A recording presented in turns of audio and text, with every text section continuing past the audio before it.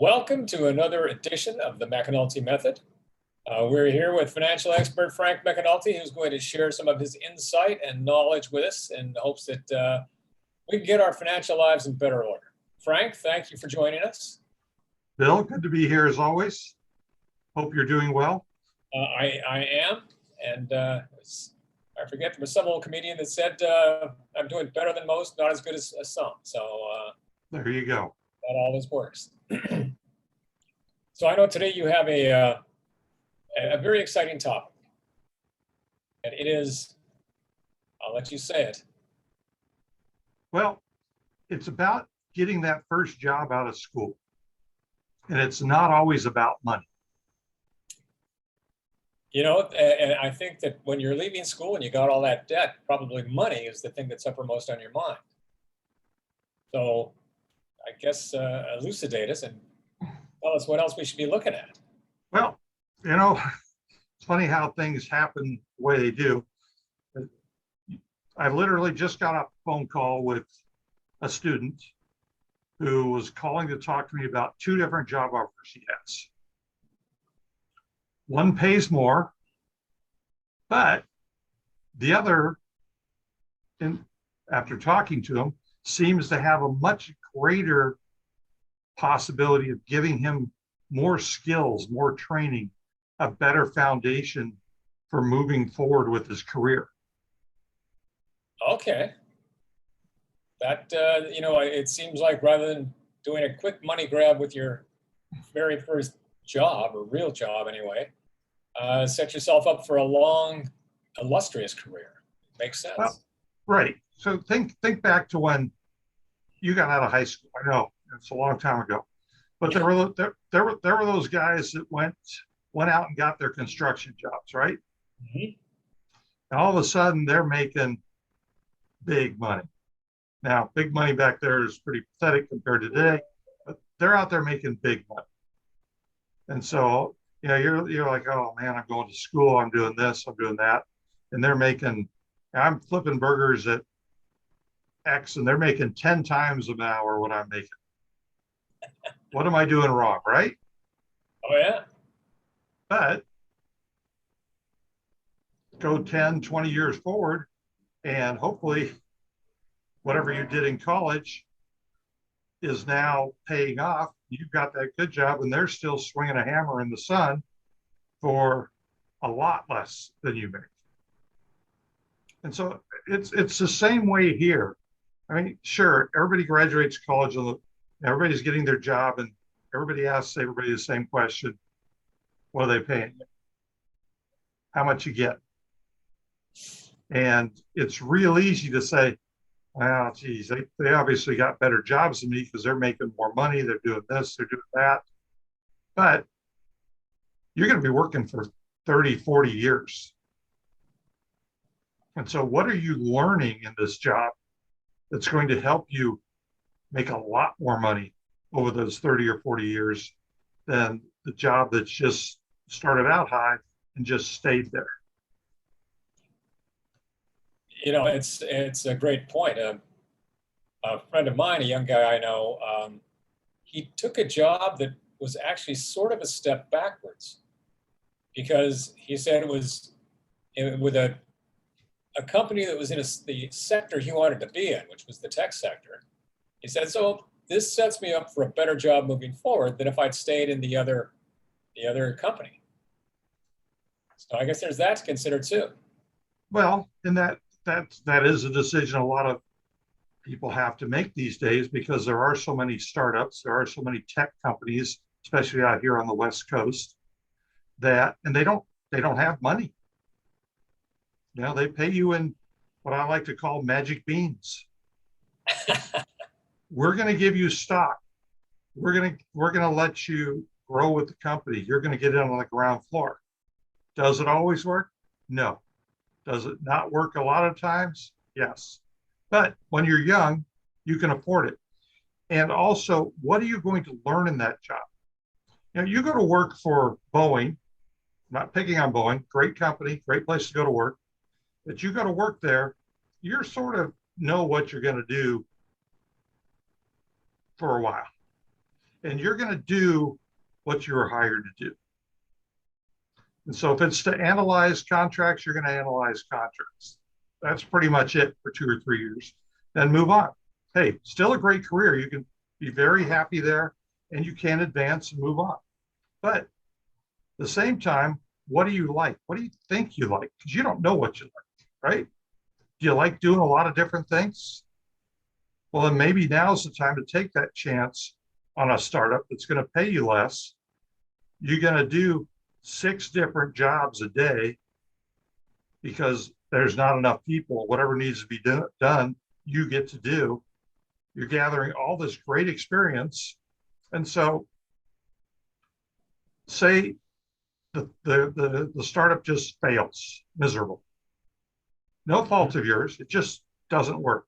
They run out of money. Who knows why? But now you've got all these marketable skills that you can take somewhere else and possibly do more with.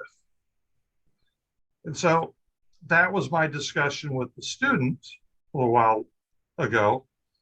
He's gotten 2 offers.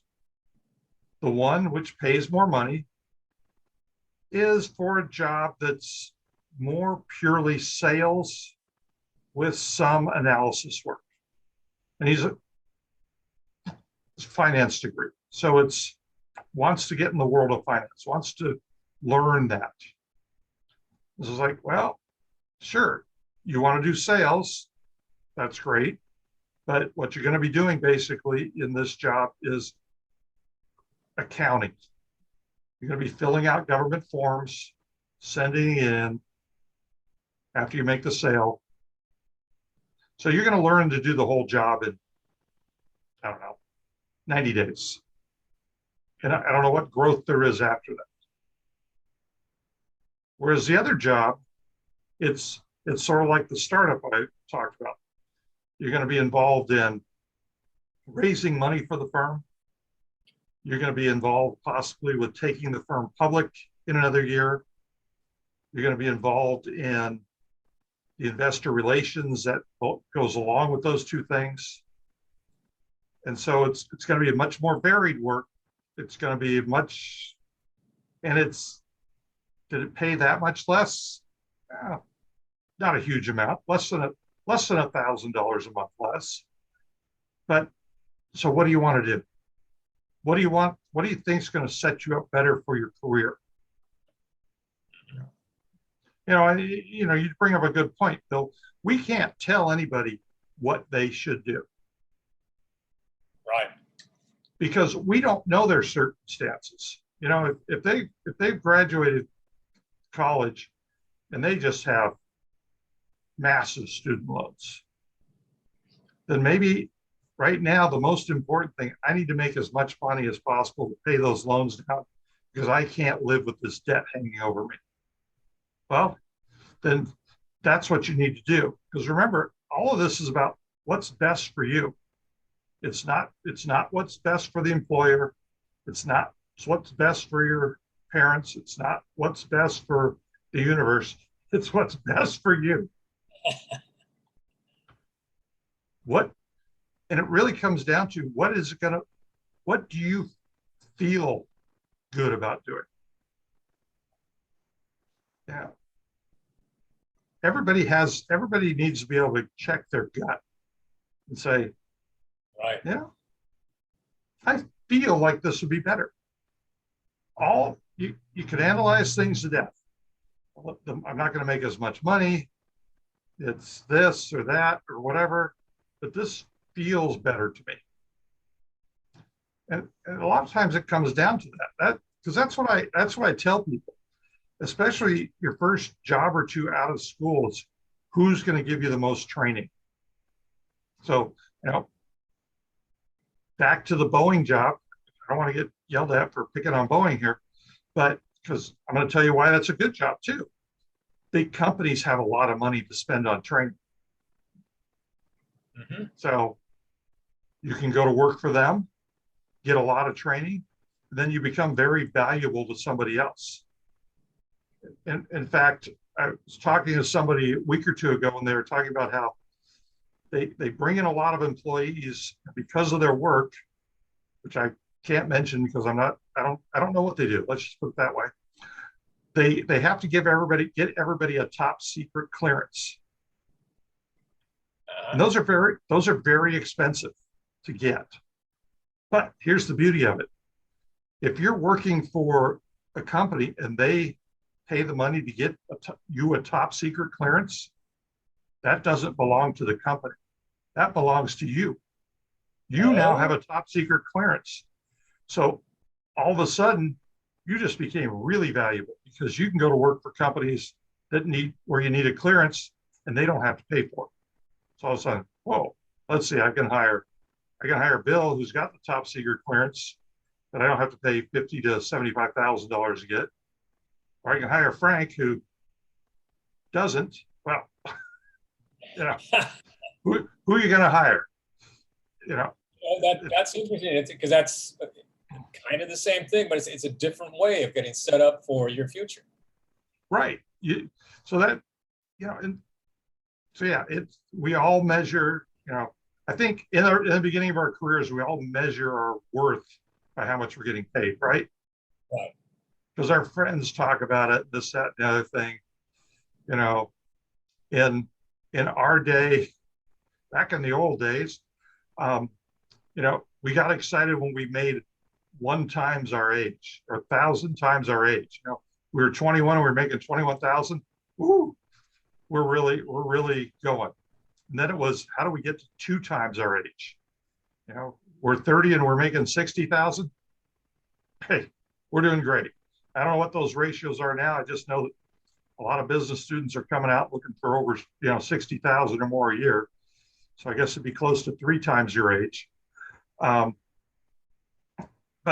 And so that's because how do you measure yourself against others? But they're getting me a top secret clearance, and they just spent $30,000 on me this year in other trainings. They can never take that away from you. No, that's pretty sweet. So I really think that's really what I tell everybody now. It's not as much the money as the training and the skills you're going to develop and how valuable you're going to become because of your first job or first or second job. Because now you're setting up your career. Okay. So company parties aren't quite as important? Well, not anymore because, given the litigious nature of our society, company parties are, they're not what they used to be. It's funny, I forgot about it the last year and a half because, company parties are now on Zoom. So what are you going to do?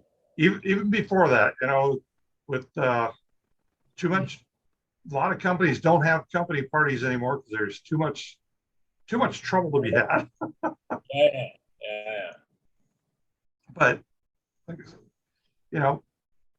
on the other side, though, money is important, but you also need to look at the company.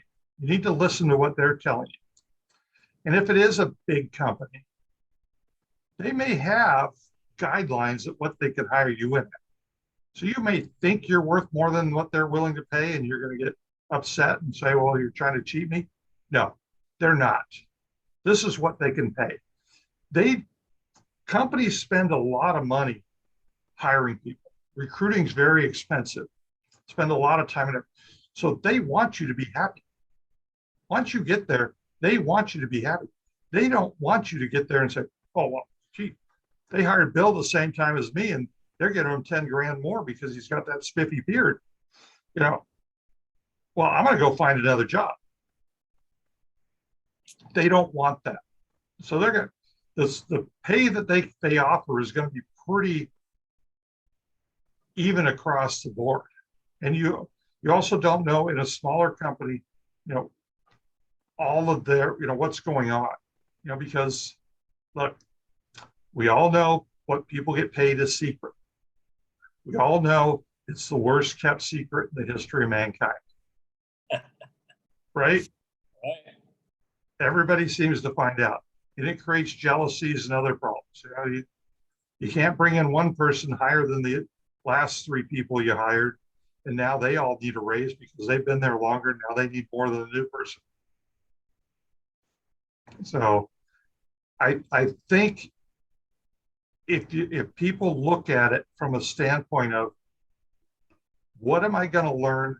How valuable is it going to make me? That takes, in many ways, the money equation out. Because what you made doesn't make you valuable.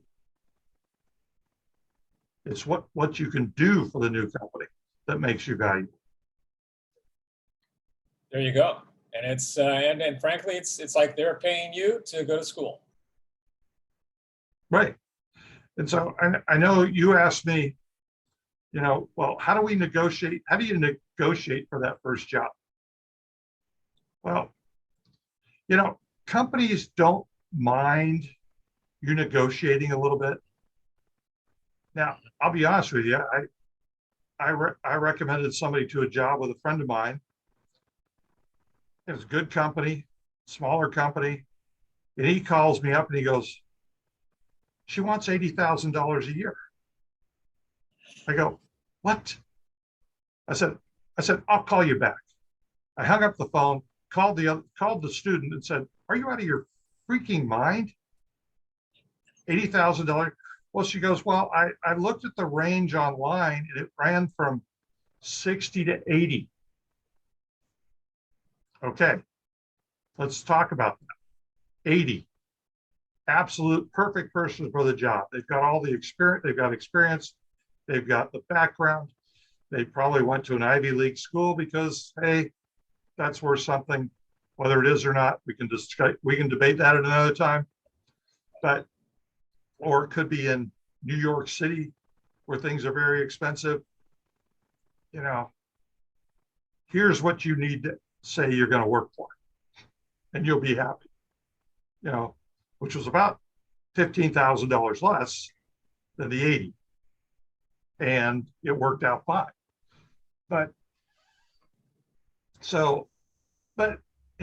in instance,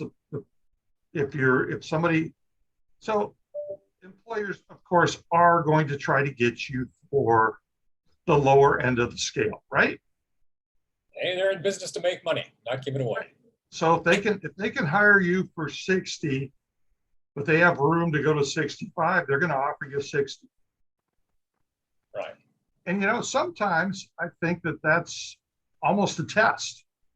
Well, you're just going to take it, or you're going to negotiate a little. So don't feel bad about negotiating, but you have to have something to back it up. You just can't say, well, 60 is not enough. I want 65. I want 100. What, why should we pay you 65? Show me something. And with the internet, you can look anything up.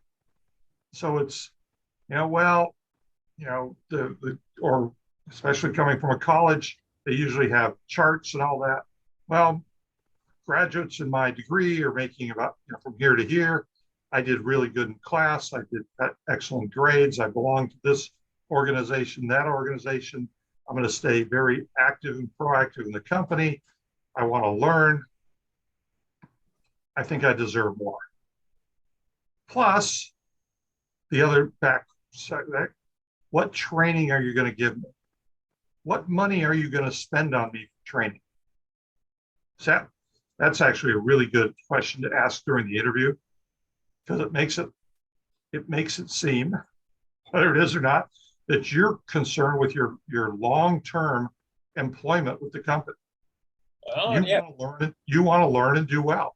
So what training are you going to give me to go along with this job?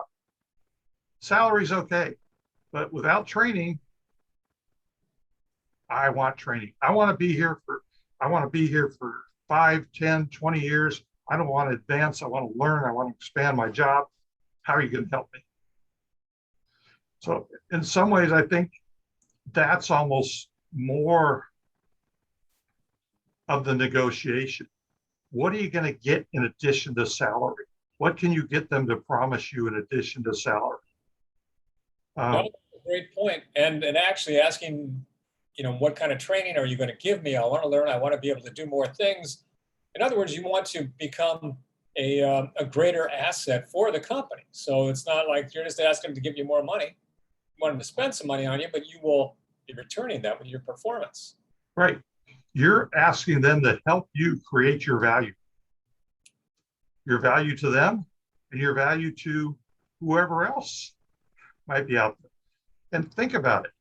If they've spent this money on you, so go back to my early example, if they've gotten you a security clearance, top secret security clearance, spent a bunch of money, they've given you all this training, don't you think they're going to try to keep you, make you a little happier? Maybe find you're unhappy with what you're doing for the company now, that they'll find you something else that may suit you better, that'll make you happier. Because that's it. It's that double-edged sword. Once they have spent the money on training you, you become much more valuable and much more attractive to other companies. Now, you don't want to get uppity because companies are just as likely to say, well, you're more trouble than you're worth. There is that. Go ahead, But so I think in negotiating your pay package, look, the pay is going to be within a certain range, especially with you're starting out in your career. The benefits are the benefits. They're not going to give you extra vacation time just because you're wonderful. Everybody's going to get the same vacation. It's going to be on, but what you can get them to give you is something that makes you more valuable. Get them to give you training. And yes, believe it or not, it's going to be a little more work on your part too, because you're going to have to do it and learn new stuff. But it's all about value. Well, Frank, that's a terrific tip. I think for anybody who is out there looking for a job or starting the interview process, that's a really good one. I think that should do it for today. Okay. Well, it was good to see you, Bill. And we'll see if I make it to Fargo next week for the fireworks convention. Well, Frank, whether you're in Fargo or not, I find that wherever you go, there's always fireworks. There you go. Thanks a lot, and we'll be back next week. I will, if you make it back from Fargo, for some more great tips. Sounds good. Thank you. All right, thank you, Frank. Bye.